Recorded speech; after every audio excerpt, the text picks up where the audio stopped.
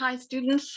I realize that this course is moving fast, and I apologize for being a little bit behind in going over the module for journal.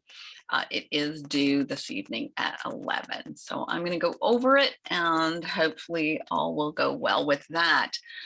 It does require a little bit of upfront work, so you're going to have to kind of prepare for that. Let me screen share.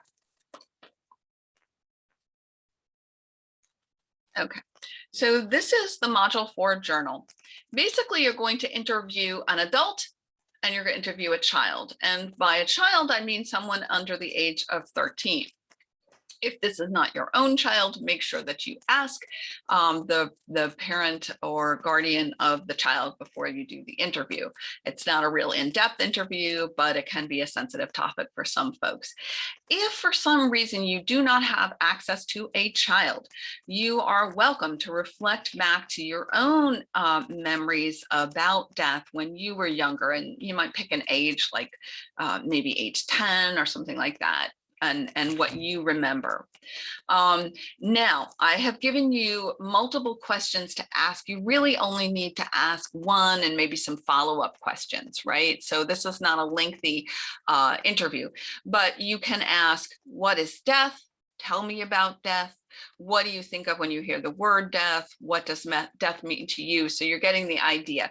Here, you can use your own question, but like I said, you don't have to ask all these questions. The idea is to ask like one good question and then listen to what they have to say and maybe ask some follow-up questions.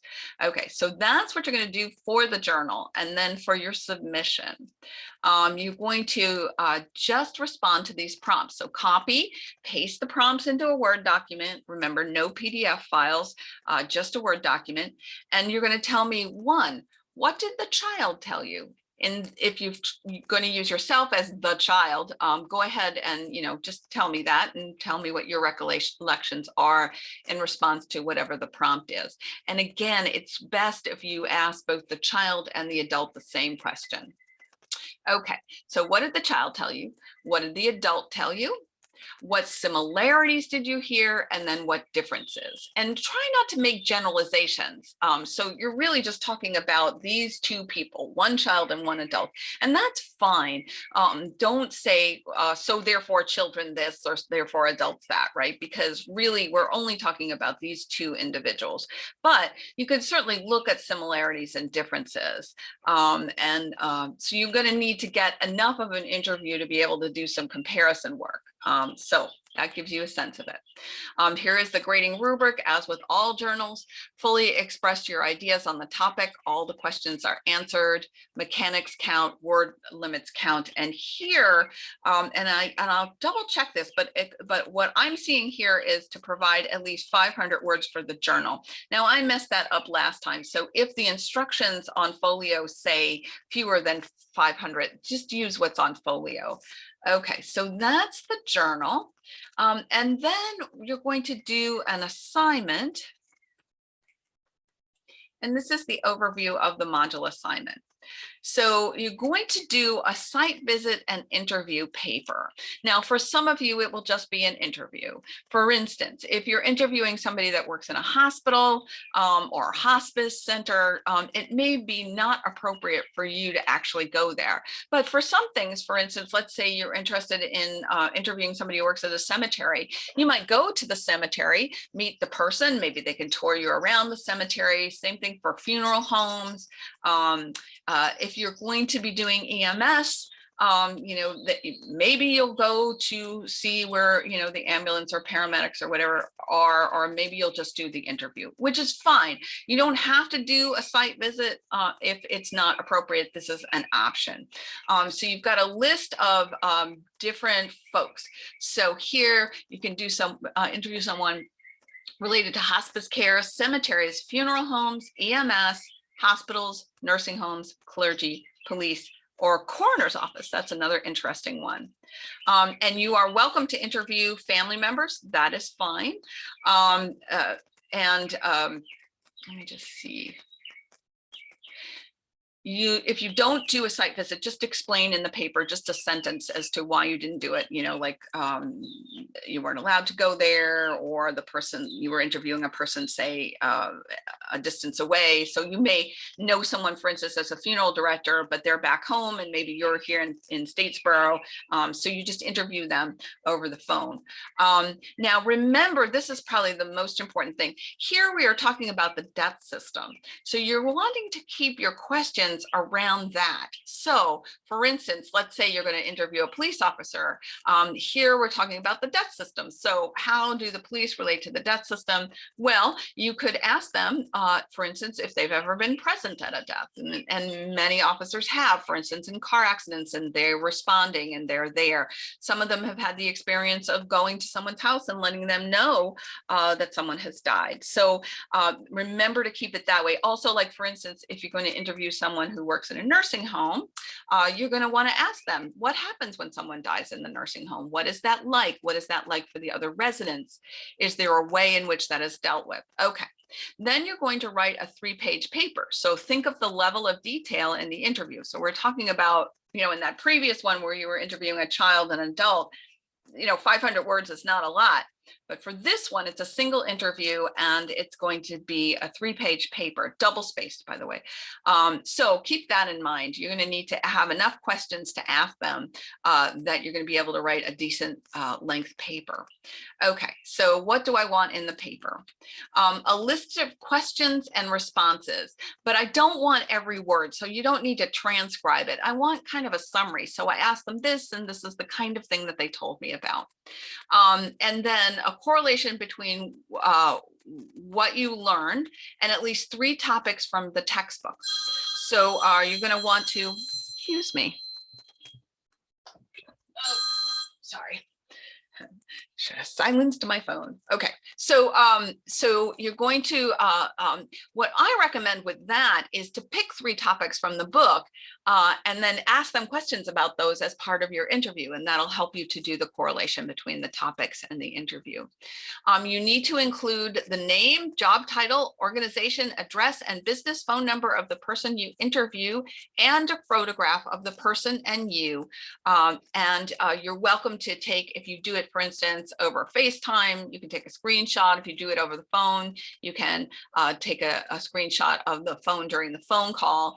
But I need those. I strongly suggest a Zoom interview or FaceTime or some other kind of video so you can see the person if you can't go face to face.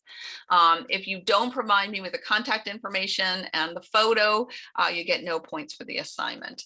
Okay, and here is the grading rubric, which I strongly recommend always to use the grading rubric in your writing. Questions and responses, and remember your responses are just a summary. And just a reminder, since you have to do the correlation with course content, look in the book in preparation for your interview to come up with your questions. So correlation with textbook content 1, and you can talk about that, and 2 and 3, and for each of them, you talk about a clear correlation between that topic and the information that you learned from your interview. So that's why the questions can be incredibly helpful. And here also mechanics will count. So let's see, let me stop my screen share. So that's the interview assignment. So basically this time you're going to be talking to both a child and an adult, and you're going to be talking to someone who works in the death system. Let's see, I guess the last thing I wanted to show you was your discussion for this module. This is usually one of people's favorite things that they're going to do. You're going to select one of the following groups, and you see, let's see if I just blow this up a little bit. You can see like the first 3 are religions: Jewish, Muslim, Hindu, right? And then the last ones are countries. And you're going to do a Google search and explore about the funeral practices for that religion or country. And you're going to describe them in your discussion.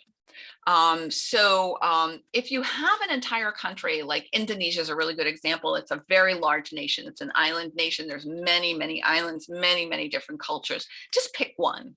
It's fine. The idea is not that you're supposed to, in a very brief, I forget how many words, 300 words, kind of tell me everything there is about Judaism and funeral practices. The idea is that you're going to tell some things about yours, and other people are going to tell about other things, and you're going to be able to see kind of differences and similarities between all of these different groups, or at least within your discussion group.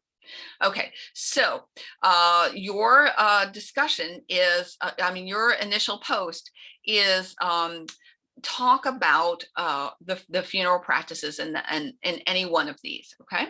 Your response post is to find one person in your group that described a different group and compare them with your own.